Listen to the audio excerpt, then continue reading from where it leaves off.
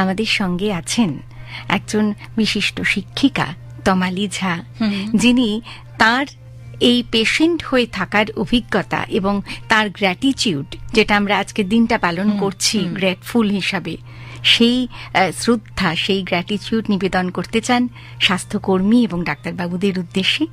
আসো তার কথা আমরা সবাই শুনি, তিনি কি বলেন। কেমন? নমস্কার, আমাকে আমন্ত্রণ জানানোর জন্য আন্তরিকভাবে ধন্যবাদ। শুরুতেই তাজরিনের আমরা নার্স কবিতাটি থেকে আমি দু একটি কথা বলছি। কাজের চাপ ভীষণ রকম, তাই ক্লান্তি ভীষণ লাগে, কিন্তু রোগীর সেবা পরম সেবা, তাই সেই কাজটাই আগে। দশভুজা হয়ে তুমি করতে থাকো কাজ।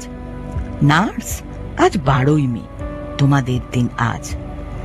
দ্য লেডি উইথ দ্য ল্যাম্বের বিখ্যাত ফ্লোরেন্স নাইটিঙ্গেল, পৃথিবীর প্রথম মহিলা চিকিৎসক এলিজাবেথ ব্ল্যাকওয়েল, ভারতবর্ষের প্রথম মহিলা চিকিৎসক কাদম্বিনী গঙ্গোপাধ্যায়, সকলকে আমার বিনম্র শ্রদ্ধা জানিয়ে আমি আমার জীবনের অভিজ্ঞতা থেকে দু একটি কথা আপনাদের সঙ্গে ভাগ করে নিতে চাইছি।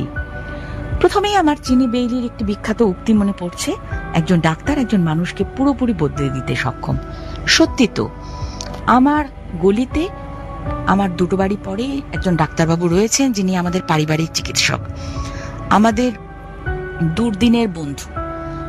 অত্যন্ত যত্ন, অত্যন্ত আন্তরিকতা এবং অত্যন্ত ধৈর্য সহকারে তিনি আমাদের বাড়ির প্রত্যেকটি সদস্যের চিকিৎসা সময়ের সঙ্গে করে গেছেন এবং বিনা পারিশ্রমিকে তিনি আমাদের পারিবারিক বন্ধু হয়ে গিয়েছেন। তাই শুরুতেই তাকে আমার অন্তরের শ্রদ্ধা এবং নমস্কার। চলে যাই আমার ছেলেবেলায়। আমি জলপাইগুড়িতে বড় হয়ে উঠেছি, জ্ঞানত পেটে ব্যথা নিয়েই বেড়ে উঠেছি।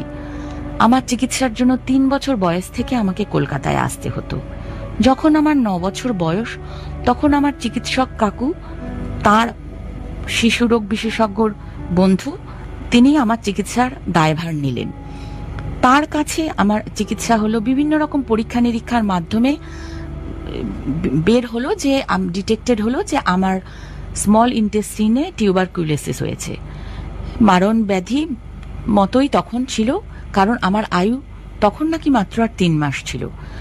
যাই হোক, ফিরে যাই জলপাইগুড়িতে।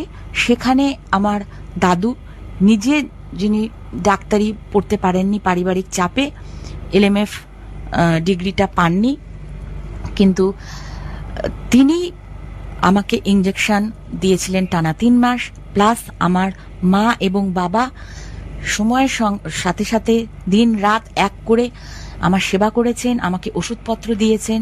তাই তাদের ঋণ তো আমি কখনোই পরিশোধ করতে পারবো না। ধন্যবাদ জানালে আমার নিজেকেই তাদের ছোট করা হবে। আমি যখন যাদবপুর বিশ্ববিদ্যালয়ে পড়াশোনা করি, একদিন আমার অসম্ভব পেটে ব্যথা।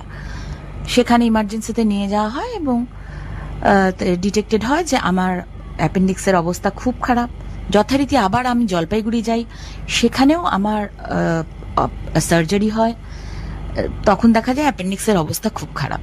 তো সেই সময় যেই সমস্ত চিকিৎসকরা, সেই সময় যেই সমস্ত সেবিকারা বা আয়ামাসিরা আমার শুশ্রূষা করে ছিলেন, তাদের প্রতি আমার আন্তরিকভাবে ধন্যবাদ। কোভিডের সময় আমার বাবাকে সমস্ত নার্সিংহোম জলপাইগুড়ির ফিরিয়ে দিয়েছিল। ঘটনাচক্রে সেই সময় আমি জলপাইগুড়িতে ছিলাম। 2021 সাল, প্রচন্ড ঠান্ডা, জানুয়ারি মাসের শেষ। বাবার ম্যাসিভ কার্ডিয়াক অ্যারেস্ট হয়, সবাই ফিরিয়ে দিলেন।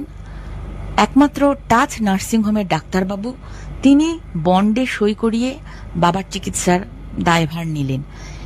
দীর্ঘ 10 দিন বাবাকে বাঁচানো যায়নি, কিন্তু সেই ডাক্তারবাবু যে অসীম ধৈর্য নিয়েই বাবার চিকিৎসা করে গেছেন, বাবার উন্নতি হচ্ছিল, অবনতি হচ্ছিল, সমস্ত আমাদের সঙ্গে শেয়ার করা। আমি সেই সময় খুব কাছ থেকে তাকে দেখেছি। তার প্রতি আমার অসীম কৃতজ্ঞতা। আর এই যে বললাম আমি বেঁচে আছি, আমার WBC কাউন্ট কমে যায়, আমাকে আয়রন ইনফিউশন দিতে হয়, প্রতিটা সময়ই আমাকে হাসপাতালে যেতে হয়। আমাকে এশিয়ান ইনস্টিটিউট অব গ্যাস্ট্রোএন্টারোলজি হায়দ্রাবাদে যেতে হয়েছে। সেখানেও বিভিন্ন পরীক্ষা নিরীক্ষা হয়েছে, বারবার চিকিৎসা হয়েছে। সেখানকার সমস্ত নার্সিং স্টাফ, সমস্ত ডাক্তারবাবু, তাদের প্রতি আমার অসীম কৃতজ্ঞতা। পাশাপাশি কলকাতায় যে বেসরকারি নার্সিং হোমে আমার সার্জারি হয়, সেই গ্যাস্ট্রো সার্জন আমার ইলিয়াম 2 ফিট বাদ গেছে। পরবর্তীকালে চিকিৎসার মাধ্যমে আমার ক্রোনস ডিজিজ ডিটেক্টেড হয়েছে। এখন আমি যে গ্যাস্ট্রো এন্টারোলজিস্টের আন্ডারে রয়েছি, তার প্রতি আমার অসীম কৃতজ্ঞতা, কারণ তিনি আমাকে বাঁচিয়ে রেখেছেন। 2013 সালে আমার যখন ইলিয়াম 2 ফিট বাদ যায়, সেই সময় 4 জন নার্সকে আমি দেখেছি দিন রাত এক করে তারা সেবা শুশ্রূষা করেছিলেন। সেই সময় যারা ছিলেন, বেডে ছিলেন, যে আয়ামাসিরা, তাদের প্রতিও আমার অসীম কৃতজ্ঞতা। এ তো গেল একজন ব্যক্তিগত মানুষ হিসেবে, একজন রোগী হিসেবে আমার অভিজ্ঞতার কথা।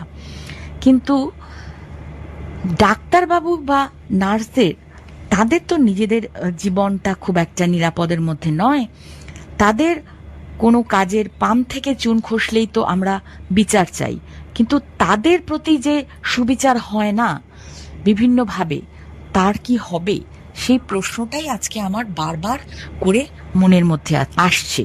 প্রশাসনিক গত স্তরগতভাবে হোক, সে কেন্দ্রীয় তরফ থেকেই হোক, রাজ্যের তরফ থেকেই হোক, এই যে ডাক্তাররা দিন রাত এক করে, নার্সরা দিন রাত এক করে সেবা শুশ্রূষা করছেন, তাদের যেন নিরাপত্তা, সুচিন্তিতভাবে তাদের যেন নিরাপত্তা ব্যবস্থা হয়।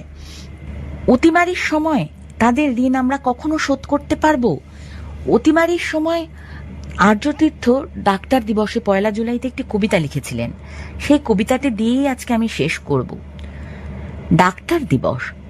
হাসপাতালে আজও কজন রাত জাগে, পাঞ্চালরে জমের সাথে আজও হয়। ভেবে দেখো, হাঁটতে কারো ভাল লাগে? 1 জুলাই দিনটা নাকি ডাক্তারের। SMS এ শুভেচ্ছার পরের পর। চিন্তা যদি থাকে কোনো উপহারের, ভরসা শুধু ভরসা রেখো তার উপর।